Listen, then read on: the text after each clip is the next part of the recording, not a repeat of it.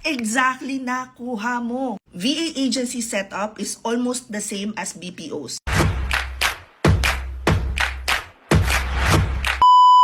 So, ang BPO, ang ginagawa nila, kumukuha sila ng clients. Pagkatapos, pag nakakuha sila ng clients, sila na nagko-cover ng office setup, nung operations, nung training, and all that. Pagkatapos, sila na nagsosource ng mga ahente. Kaya meron tayong call center agents. Ganon din naman sa mga VA agencies. However, the difference is, dahil ang mga freelancers or yung mga virtual assistants, kung ano pa mang role ang ino-offer ninyo as a freelancer, tayo ay independent contractor. So ngayon, instead na yung company pa magpo-provide ng equipment, tayo na yun, meron na tayo, ready na tayo to go. Now, ang ganda nga kasi some VA agencies, they even provide training. Now, keep in mind though that not all VA agencies are Philippine-based. So hindi pa rin sila required na magbayad ng mga dapat man na nagbabayad is yung talagang freelancer. SSS, PhilHealth Tax, all that. Sana makatulong to para mas magkaroon ng clarity when it comes to this line of business.